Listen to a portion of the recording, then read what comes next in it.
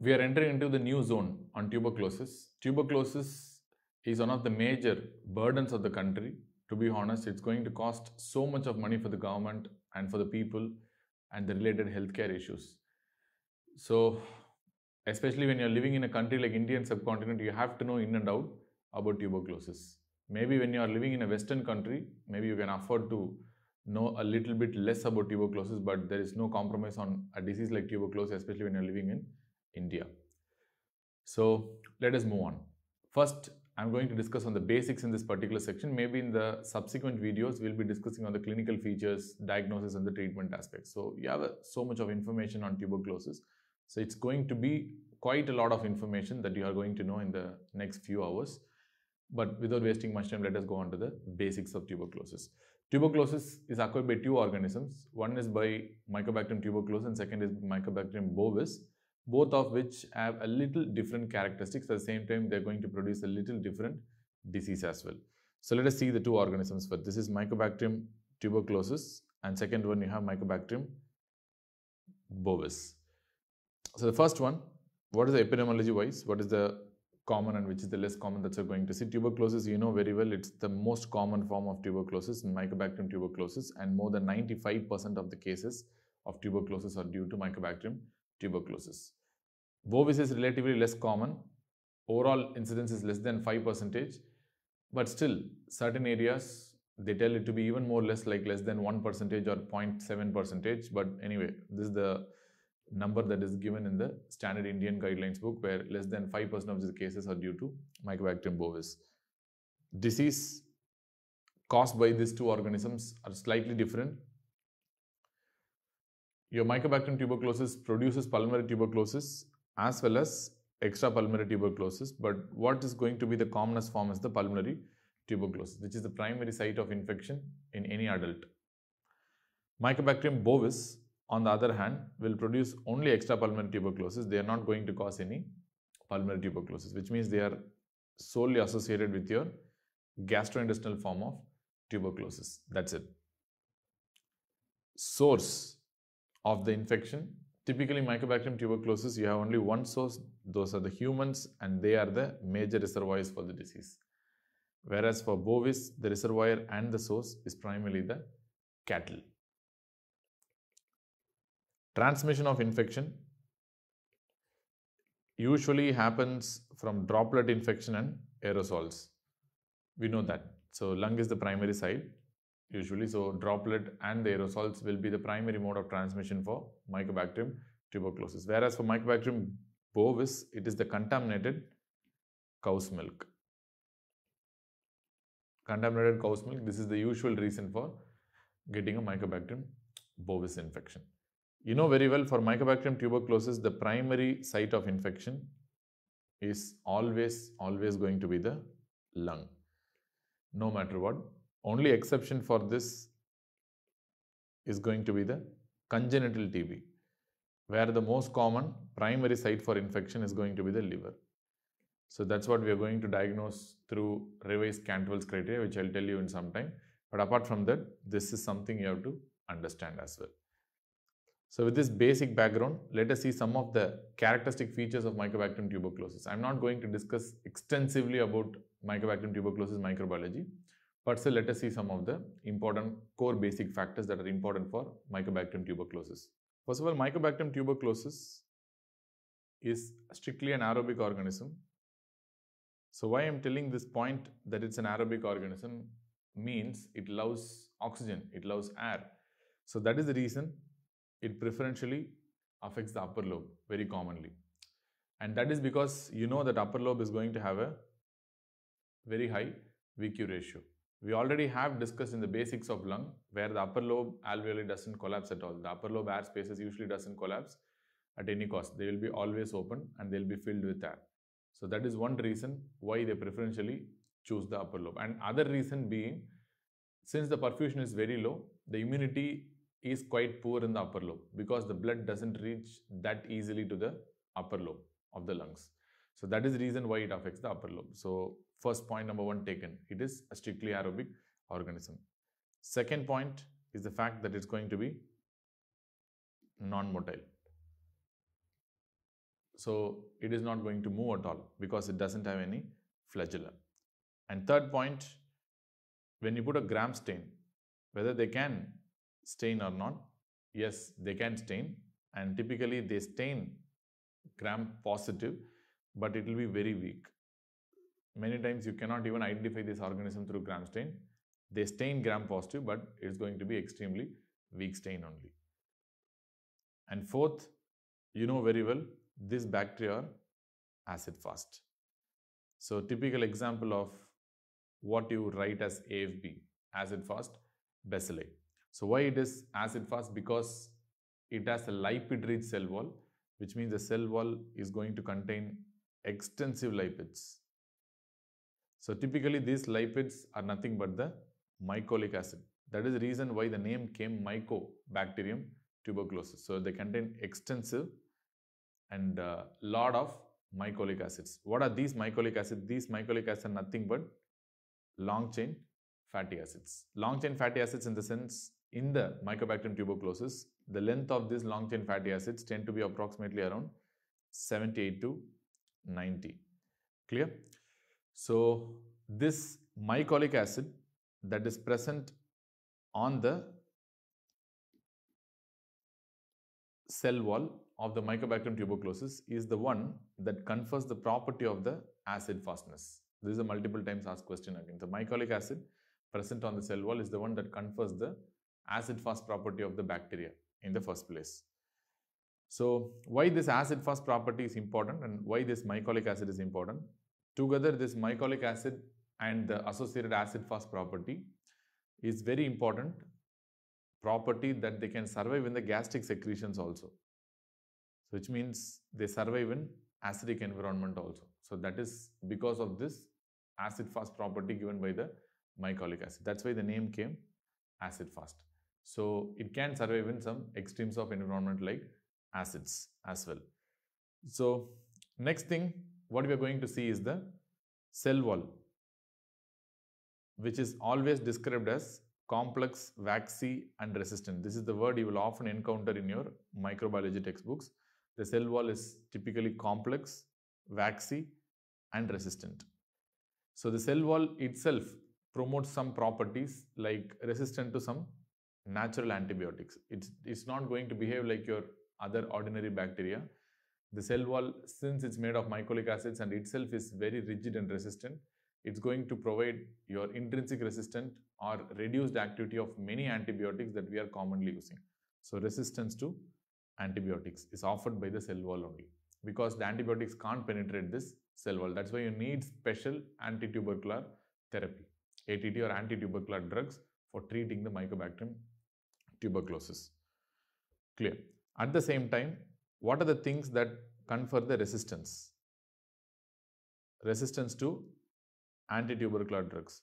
Remember, whenever they ask you resistance to antitubercular drugs that generally known to work, this resistance is typically mediated by chromosomal mutations. This is again a very important point. Chromosomal mutations. Why? Because the resistance to antibiotics by many of the bacteria are conferred by the viral plasmids. But here it is not done by the plasmids and there is no plasmid that's been ever identified in a tuberculosis. It's always the chromosomal mutations that confers resistance to traditional antitubercular drugs that is happening within the Mycobacterium tuberculosis. Again, this is a very important point. And next, there are some virulence factors are there. And one of the most important virulence factor that is ever discovered in Mycobacterium tuberculosis is going to be something called a Cod factor.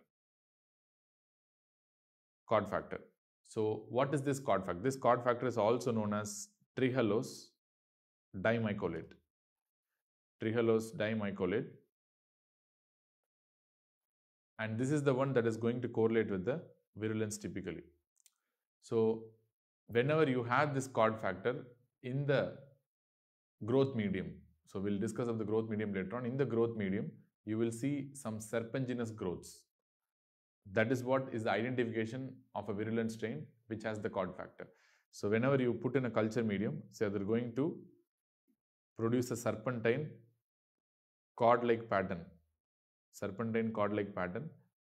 A virulent strains will not grow this type of pattern. So this serpentine cord-like pattern will be there if there is a cord factor associated with that particular organism. That is why this factor is referred to as actually cord factor, trehalose dimycolate, typical of a virulent strain.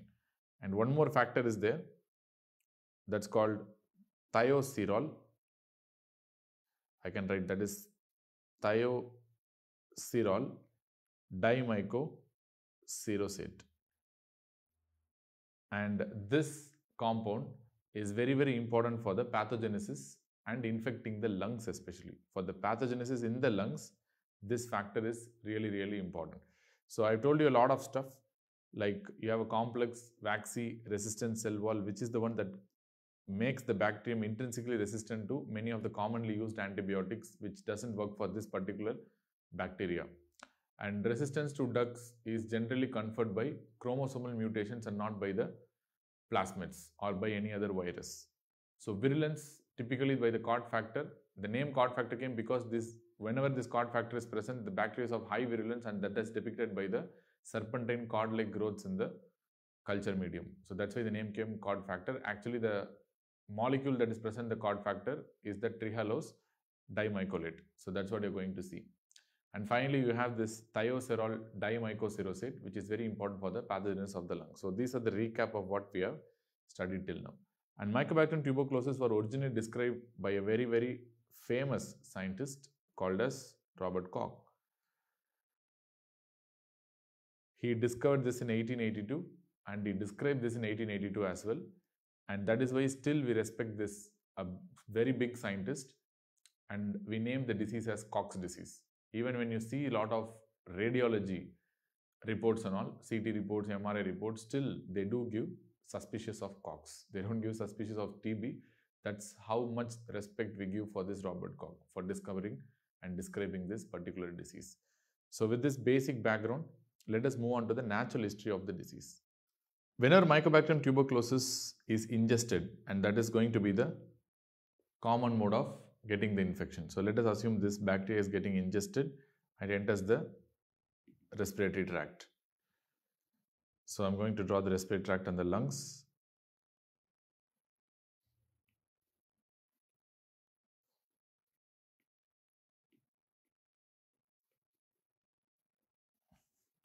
So outcome may be in two different ways. The first outcome is something, the very common outcome, which happens in approximately 60 to 70% of the individuals. In 60 to 70% of the individuals, the organism either may not be virulent enough to cause an infection, or the immunity may be too good so that the organism cannot infect, or it may even be unable to reach the alveolar macrophage. So for some reason, it results in ineffective infection, which means the infection really does not happen. That's what I'm trying to tell. So point number one, why the infection may be ineffective is the fact that the organism may be avirulent. Or second reason, the host may be highly immunocompetent. Highly immunocompetent host.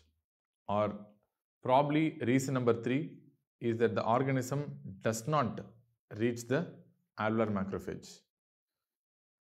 Why this reaching of the alveolar macrophage is very important? Because remember, tuberculosis is always the disease of macrophages. They love to infect the macrophages and they start to proliferate within the macrophages only because they have evolved and developed in a way so that they can reside within the macrophage and they can proliferate within them. So that is why tuberculosis is a disease of the reticuloendothelial system only. Wherever your macrophages are more in number, tuberculosis will affect those areas and those organs. So by some reason, okay. These are the reasons why the infection tends to be ineffective. So these patients, first of all, they do not develop any primary infection in the first place. Because they do not develop any infection, they do not develop any tuberculin sensitivity testing also, which means there will be no TST conversion. There will be no tuberculin hypersensitivity because they are not infected in the first place. But it's not the case in the remaining 30 to 40% of the individuals, where in remaining 30 to 40% of the individuals, this organism may produce an infection. Or again, the reason is the organism effectively reaches the alar macrophage and infects them, or the host could be little bit immunocompromised or slightly immunosuppressed due to some very many reasons like malnutrition also, or stress factors and all these things. Or the organism may be extremely virulent. Due to some reasons, the host gets an infection in 30 to 40%. It's a significant number. Even though it's 30 to 40%, it's again a very significant number. So where infection will result in something called a primary complex. Primary complex, and that is also referred to as something called a primary tuberculosis. This primary complex has a characteristic eponym. So this is a very common thing that will be asked in your ward rounds and all. That is what we refer to as something called a Gonfocus. And one more thing is also there that you also have to know. That's called a Ghon complex.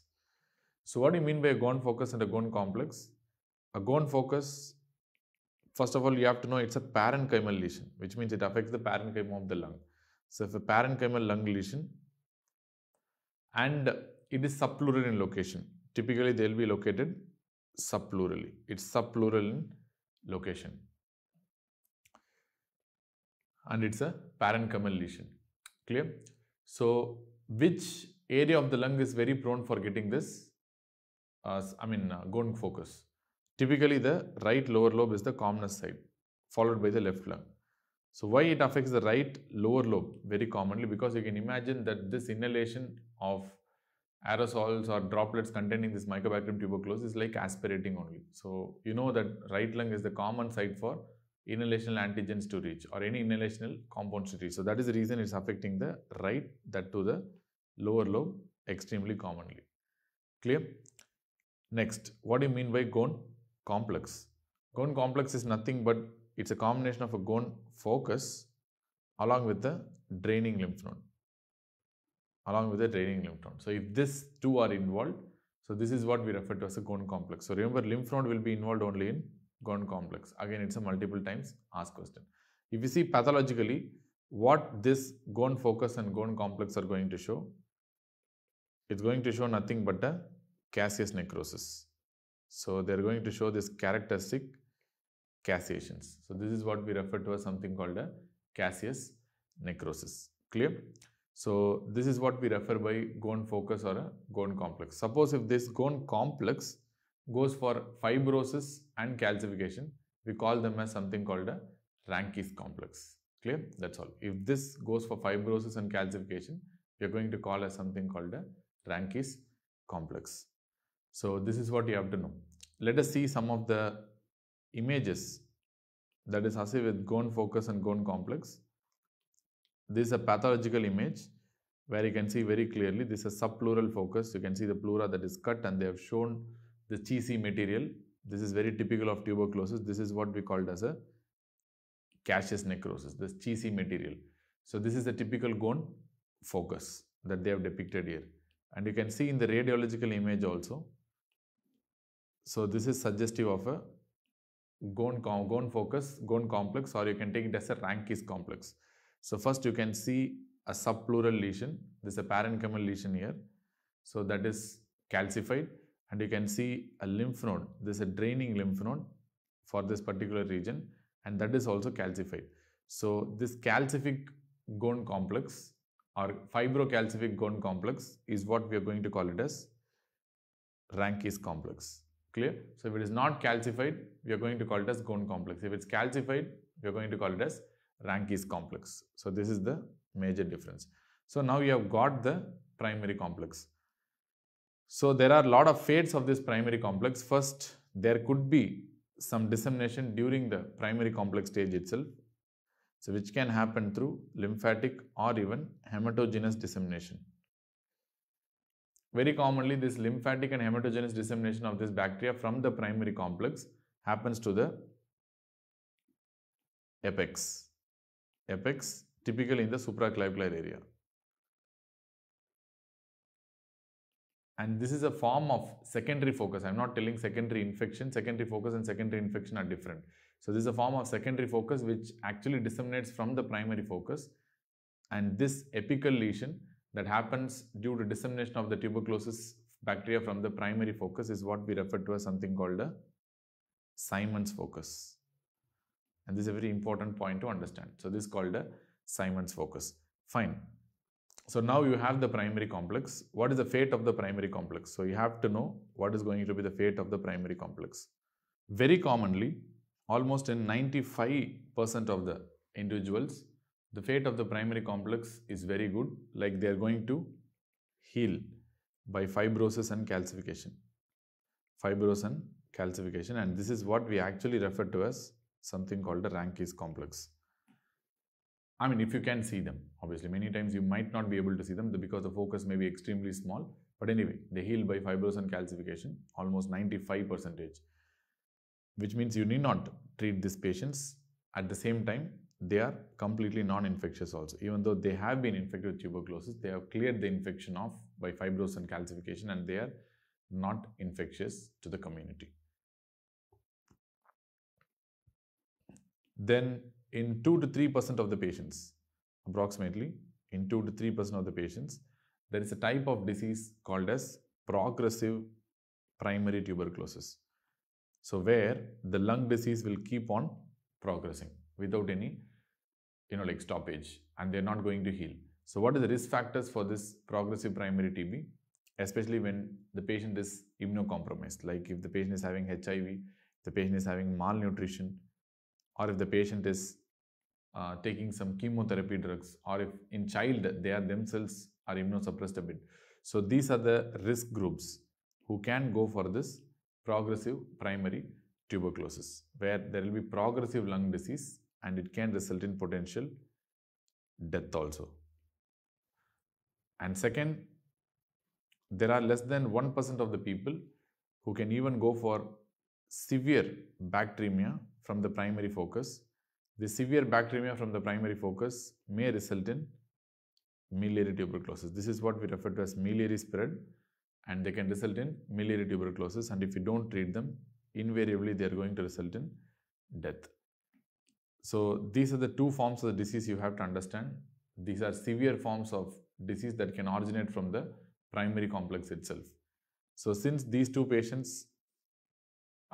class of patients are at high risk of death, these patients has to be treated, number one.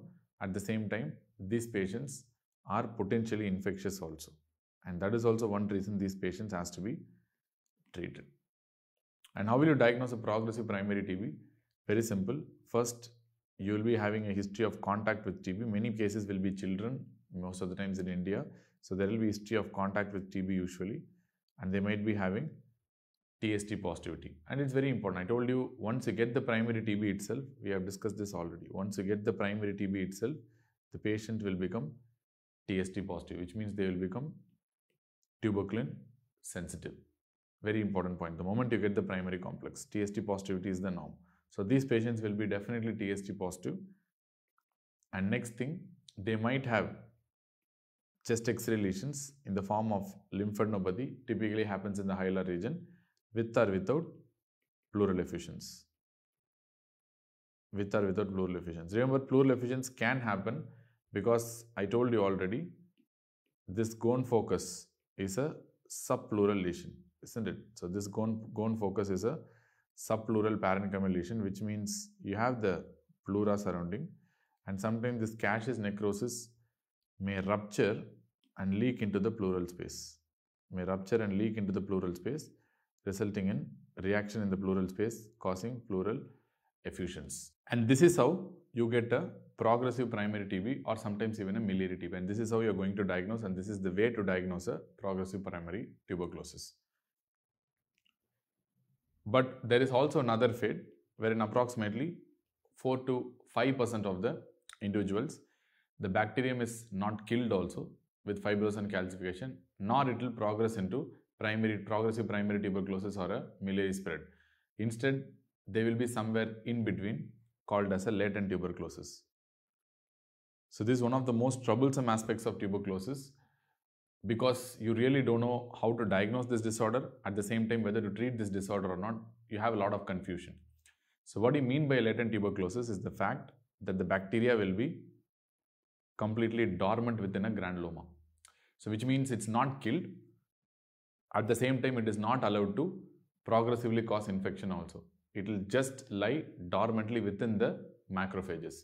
And this infected macrophages will be walled off by certain activated macrophages and certain collar of lymphocytes, and this is what we call as a granuloma. So they will be dormant within a granuloma in the lung, waiting for appropriate time to get awakened. So when the patient in the future goes for some degree of immunosuppression, this will be awakened and they'll go for reactivation. And they're going to result in a form of tuberculosis called secondary tuberculosis, or we refer to as something called a post-primary tuberculosis. Remember, this latent tuberculosis patients are typically non-infectious, which means they are not going to be infectious in the first place. Latent tuberculosis itself is non-infectious because they are nicely contained within a granuloma. Say, they are not going to leak outside to the environment. But at the same time, they are potentially infectious because in the future, when they get a secondary tuberculosis, they might become infectious again. So whether to treat or not to treat this disorder is really difficult to understand. And definitely latent tuberculosis patients also are going to show your TST positivity. That is, your tuberculin sensitivity reaction will be still there. But it's literally impossible to know whether the TST positivity is due to a healed lesion or TST positivity is due to a latent lesion, because both these patients tend to be asymptomatic.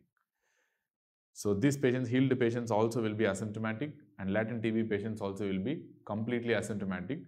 But progressive primary TB and miliary TB, it's very easy to find out because these patients generally tend to be symptomatic. So relatively easy to find out. But these patients definitely asymptomatic, and it's very difficult to know whether it's a healed lesion or a latent infection. But the tuberculin sensitivity test itself has some understanding. So you have a characteristic cutoff which can tell you whether the patient should be treated or not. But that's a topic of another video. So we'll be discussing about the diagnostics in the separate video. But remember, this latent TB patients also will be TST positive, and latent TB patients also will be asymptomatic, similar to how your healed TB patients are. Clear? Healed primary complex patients are. So whether to treat or not treat is a big controversy. It's a matter of huge debate. But right now, many of the Western countries are treating this disorder. At the same time, India is also towards the goal to treat this disorder according to the latest guidelines. Because previously, before 2017, we were not in a mood to treat this latent TB at all, because we were worried about the healthcare costs, and we are worried about the huge number of population who will be exposed to drugs and their side effects.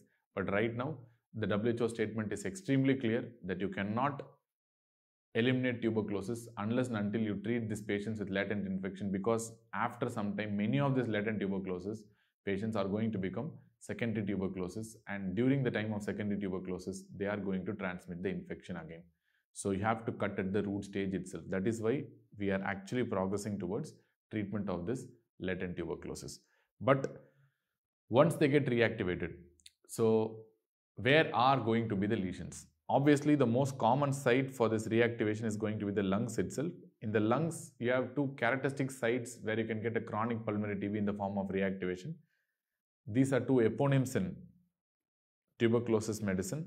One is called an Aschhoff pulse lesion, which is nothing but a supraclavicular lesion that is associated without a lymph node. So the activation will be in this particular zone, or it could be in the Assman focus region, which is nothing but a infraclavicular chronic pulmonary tuberculosis lesion due to reactivation, or a post-primary tuberculosis. So this is what we refer to as Aschhoff pulse lesion and Assman focus. But remember, the most common site of reactivation obviously will be the lungs. There is no other area. So the secondary TB, if they are getting reactivated in the lungs, they can also go for hematogenous spread and dissemination to other organs in the body. So this is the reason why they can get a extrapulmonary tuberculosis also, and they can get a miliary tuberculosis also. But there are some characteristic focus that have been described for this extrapulmonary spread. For example, in the brain, the focus is referred to as rich focus. The spread during the secondary TB reactivation phase. or in the liver, that is referred to as Simmons focus,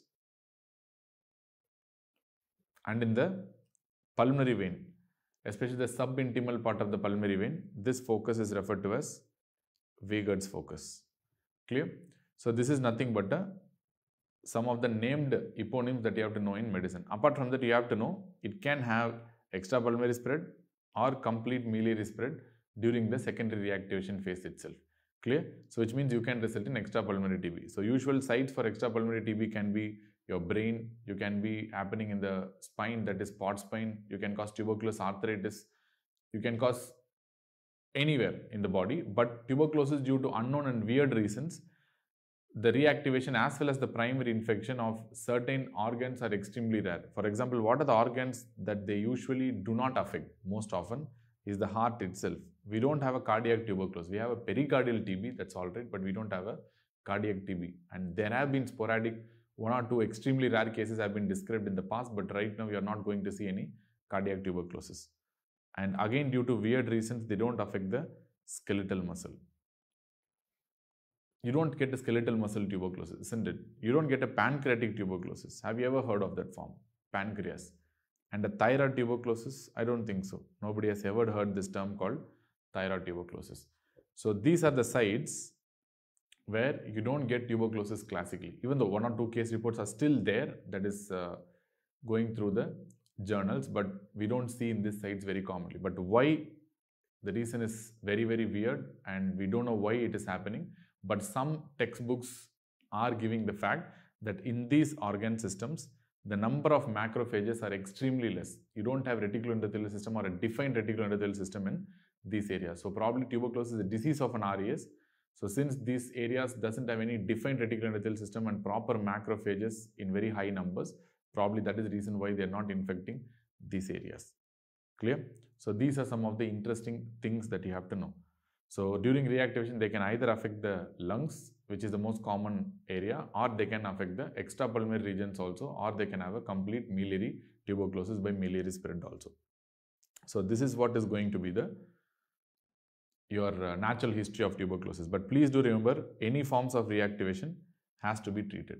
But very importantly, this lung is a major source of spread to the other patients. So they are going to be extremely infectious, especially the reactivated pulmonary tuberculosis. Most often they produce a cavity, which you'll see in the pathogenesis, and they're going to typically result in severe dissemination of infection outside the body and into the atmosphere as well. So environmental hazard, these pulmonary tuberculosis patients, they are highly, highly infectious, and any form of reactivation of tuberculosis has to be treated. So that is the reason why currently India also has taken decision to cut this tuberculosis at the root stage, the reactivation at the root stage itself, in the form of treating a latent tuberculosis patient. Now let us summarize what all we have seen till now. The fate of the primary complex. So let me write a table, the form of fate of primary complex, and whether you will treat this or not. TST will be positive or negative, and next we can tell where the patient will be infectious or not, infectivity of this particular fate. Point number 1, heal lesions. I told you more than 95% is going to heal by calcification and fibrosis. These patients need not be treated for sure because they have cleared the infection already. TST will be positive because any primary TB patient, after that, they will be TST positive for lifelong, unless and until it is modulated by some immune factors in between of the host. Infectious? No. Typically, they are not infectious. Number 2, progressive primary tuberculosis. Yes, you have to treat them. Potentially, they may cause death in the individual. TST will be positive. Infectious? Yes, but very limited infectivity during the primary TB stage. Next, you have miliary spread also during the primary TB phase. Treatment? Yes, definitely they will die if you don't treat them. TST positive? Yes, again infectivity will be limited. Number 4, you have latent tuberculosis. Treatment? Controversial, but so much I have told you, which means currently we are moving towards the treatment of latent tuberculosis also. TST, yes, positive, and the details of which we'll discuss separately in the diagnostic section. And infectious? No, they are not infectious. At least in the latent TB phase, they are not infectious. They are, because the TB bacilli are dormant, but they are well contained within the granuloma, which we'll see in the pathogenesis of tuberculosis in the next minute. And do remember, this latent tuberculosis may become secondary tuberculosis whenever the patient is going to go for immunosuppression at appropriate times. This is what we refer to as a post-primary tuberculosis. Treatment, definitely yes, without a doubt. TST, yes, positive, unless and until it's modulated by some external factors and the host-related factors. Infectious, again variable depending on where the infection is present. Suppose if it's a pulmonary reactivation, definitely yes, they are highly infectious, and this is the major reason for dissemination of this organism to the other person also and to the environment. Or if it's an extrapulmonary TB, once again the infectivity will be extremely limited, or even you can tell a no infectivity in certain forms of extrapulmonary TB. So it again depends. So these are the things which we have been discussing for the last 10-15 minutes or so. So I have summarized in the form of a table right now. So with this we can move on to the pathogenesis of tuberculosis. Whenever you move into or step into the pathogenesis, two things you have to be very, very sure about that. One is the tuberculosis doesn't produce any form of exotoxin or endotoxin. This is not there in tuberculosis. This is not going to be the form of pathogenesis in tuberculosis for sure. No exotoxins, no endotoxins. And at the same time, this tuberculous bacteria are going to hide inside the macrophages. And this phenomenon is what we refer to as something called a parasitism of the macrophages, or macrophage parasitism, because they'll act like a parasite and they live within the macrophage and suck the life out of it. And this is also the same reason why your humoral response, that is antibody response, is going to be extremely poor, pathetically poor in tuberculosis. Only cell-mediated immunity will be there, but humoral response will be excruciatingly poor. So that is also one reason you do not have any antibody test for diagnosing tuberculosis. You cannot diagnose this by ELISA, you cannot diagnose this by EIA, you don't have any antibody testing for this. The diagnosis is completely something different, and that also poses a very important diagnostic challenge. Remember, according to WHO, doing an antibody test for diagnosing tuberculosis is a criminal offense. It's equivalent to criminal offense, so do not do that. No antibody tests are currently available for tuberculosis. And this is the applications of the pathogenesis that you have to know. Next, you also have to know an important fact that the tuberculosis is going to affect the RES, which we have discussed already in the previous minutes itself, which means their target will be the macrophages only, predominantly. Wherever there are more macrophages, they are going to target those areas. And they have evolved over time to live within the macrophages and survive and proliferate within the macrophages. So how do they do that? So that's what we're going to see in this video, and what will be the response from the host, and in what way the host will react, and what are the fates and why you get those fates. That's what we're going to see in the next few minutes. First, whenever you take a tuberculosis bacteria, the tuberculosis bacteria is going to have one important component on the surface that is called a mannose capped glycolipid. Mannose capped glycolipid. And why this mannose capped glycolipid is important? Because it is actually recognized by a macrophage receptor called mannose receptor, because the macrophages are going to have this mannose receptors. You know that mannose receptors are a natural form of receptors of the innate immunity that is present in many cells.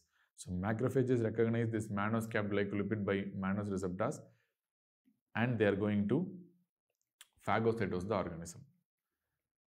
So they are going to engulf the organism by this attraction only. But remember, there is one host resistance mechanism also. You have some protein called NRAMP. Clear? This NRAMP is a protein that is present on the membrane of the phagosome, and it actually prevents the phagocytosis. It blocks the phagocytosis. It's going to prevent the phagocytosis, or it's going to block the phagocytosis of this Mycobacterium tuberculosis, which means NRAMP could be a mechanism that has evolved over time in human beings also to avoid this Mycobacterium tuberculosis from entering the macrophage, because the Mycobacterium tuberculosis is going to stay within the macrophage and it's going to replicate within the macrophages. So to prevent that entry of the tuberculosis bacteria into the macrophage, which is a primary and crucial step, we have certain resistance mechanisms in the form of NRAM. Suppose there are some people who have this NRAM polymorphisms.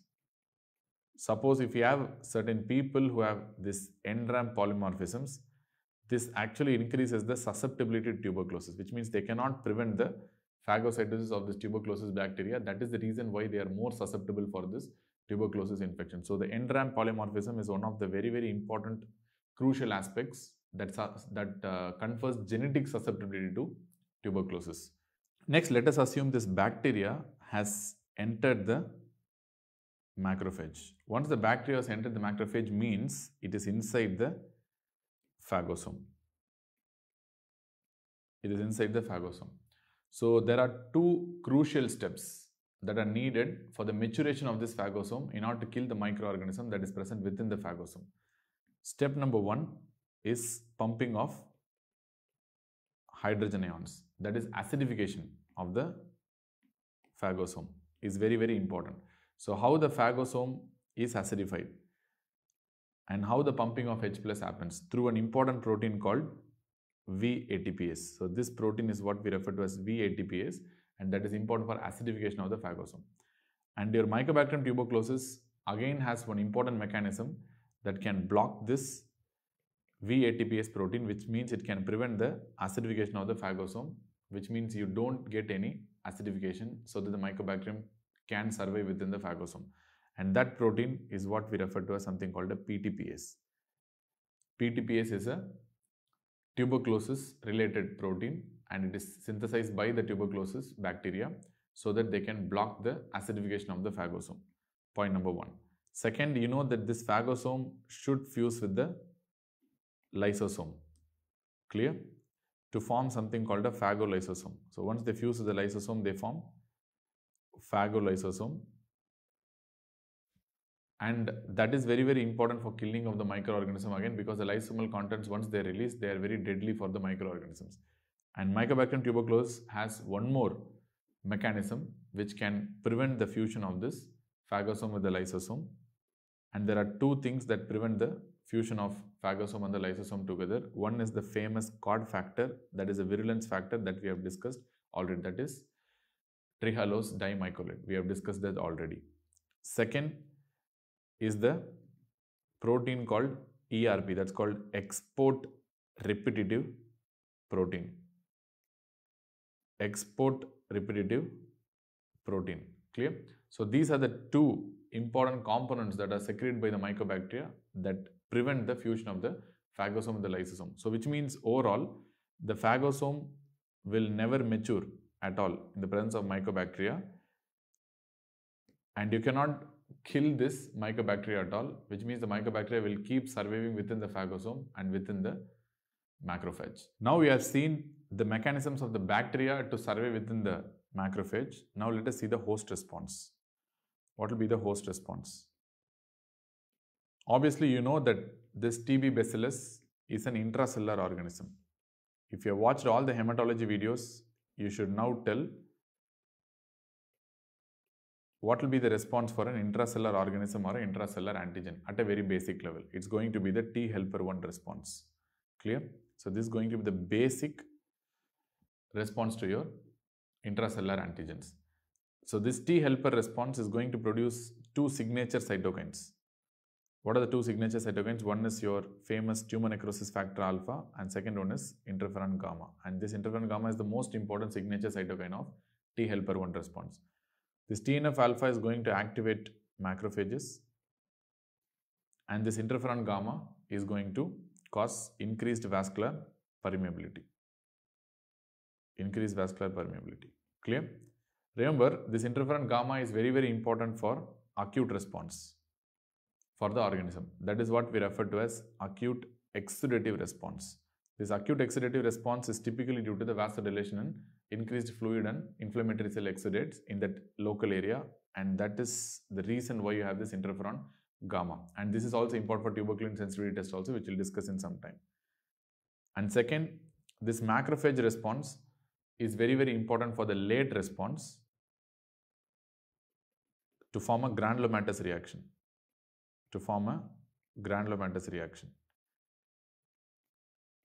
Clear?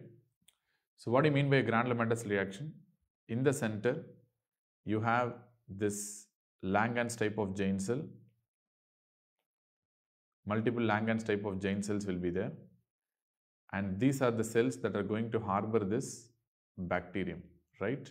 So these are the cells that are going to harbor this Mycobacterium tuberculosis in the center. In the surrounding, you will be having this activated macrophages. These are activated macrophages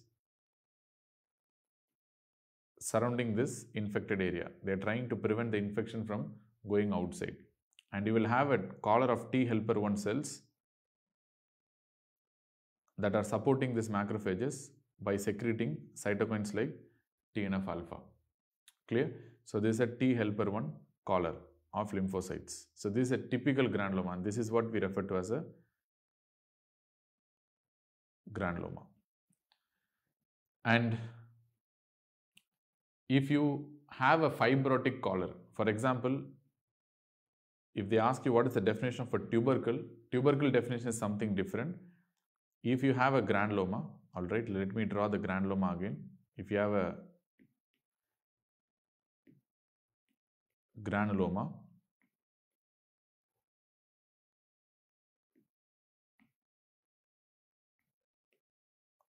along with the fibrotic collar, like you have a fibrosis also, surrounding fibrotic tissue also, and in the center you are having caseous material. So you have a caseous material inside the granuloma surrounded by a fibrous area or fibrotic area, and this is what we typically call as a tubercle.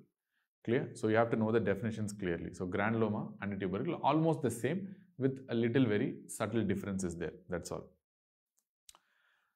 And what will be the fate of this granuloma or a tubercle? The fate may be in two ways. First way, I told you they can completely heal. Very common way. They heal by fibrocalcification. Completely they can go for fibrosis and calcification and they heal that particular area. Or they do not heal. If they do not heal, they just contain the infection. They don't kill the infection or they don't get cured of the infection. They just contain the tuberculous bacilli inside the granuloma, which means it is just prevented from disseminating to the other areas. That's all. So here, this is what we refer to as something called a latent tuberculosis. And they do not heal. The granuloma is still active, which means the dormant bacilli is still inside the granuloma. And it is not killed completely and it is waiting for the time to get reactivated. So this is what we refer to as latent tuberculosis. So you know very well, to maintain this granuloma, I told you, this TNF alpha is very, very important to form the granuloma and to maintain this granuloma. At the same time, once if it's healed, it's not a problem at all. This TNF alpha is not important. But for a patient who's having a latent TB, which means this granuloma is the only way to prevent this infection from moving forward or getting disseminated. So let us say this is the central area that is actively containing the dormant bacilli, and surrounding you have macrophages, and after that you are having a collar of lymphocytes. And this is the one thing that prevents the infection from moving outside the granuloma. And for maintaining this granuloma, we know that this TNF alpha is a very, very important cytokine. And that is the main reason why whenever you give a anti-TNF drugs, there's a lot of chance that you will lose the TNF support for the granuloma, and the granuloma can break and it can release the organism which is dormant now, which will then become active once the inhibition is gone, and they will disseminate and they will produce secondary activation. Clear? So anti-TNF drugs has a high risk of causing secondary tuberculosis, activated tuberculosis, especially in patients who are suffering from latent tuberculosis. Remember, for healed lesions, it's not a problem. For latent tuberculosis patients, it's very, very important. That is the reason why, especially whenever the patient is suspected to have latent tuberculosis, you have to test them for latent tuberculosis before giving anti-TNF alpha drugs. And you have to treat them. If you have latent tuberculosis, for sure, and the tests are positive, you have to treat for latent tuberculosis, then only you have to give anti-TNF drugs. For active TB, there is no doubt, there is no point in giving anti-TNF alpha drugs in the first place. They are contraindicated. Fine. And what about HIV? In HIV, you know, there is going to be very little number of CD4 cells. Because of that, there will be low Th1 response. Because of low T helper 1 response, their granulomatous reaction will be very poor. So because of the poor granulomatous reaction, they cannot form a granuloma and contain the infection in the first place. That is the reason why there is a lot of chance that they can go for a progressive primary TB or even a miliary TB during the primary stage. Suppose if a patient gets an HIV who is already having a latent tuberculosis, again there is a high chance of getting disseminated because this Th1 collar is very, very important for supporting the granuloma with necessary cytokines and maintain the granuloma in a latent TB patient. So in HIV, you don't have sufficient number of T helper 1 and CD4 cells, which might result in again breakage of the granuloma and release of the contents resulting in reactivation of tuberculosis. So these are two conditions that is very important to understand. And third thing, why do you get a tuberculin sensitivity test response? It's very easy to understand because whenever you produce a T helper 1 response or any T cell response in adaptive immunity, one of the important features of adaptive immunity is to form memory T cells. So this T helper 1 cells are also going to form memory cells in the body. And these memory cells, you know, are going to produce augmented response and very fast and accelerated response the next time the same antigen is encountered. So that's the basis of adaptive immunity. So if you are doing a tuberculin sensitivity test, which means you are giving a tuberculous antigen in the form of purified protein derivative, they sense that antigen and they are going to immediately release as soon as possible your interferon gamma. So because of this interferon gamma, you will result in characteristic vasodilation related induration in the local area. Induration in the local area where you inject these antigens. So that induration is what is measured and you see the characteristic tuberculin sensitivity test response. So this is also the basis of your interferon gamma release assay also, which is famously called as TB quantiferon gold test. But this is the same reason where you take the blood of a patient and mix with the tuberculous antigen in the laboratory and see the amount of interferon gamma release and how fast it comes and how much it comes. Because in a secondary response, it's going to be too much of interferon gamma that's going to come. So that in TST reaction, induration will be too much. Whereas in interferon gamma release reaction, your interferon gamma release will be too much, right? So that is also the basis of interferon gamma reaction, which means TST is almost equivalent to IGRA test. TST is a skin test, whereas IGRA is a blood test. That's all.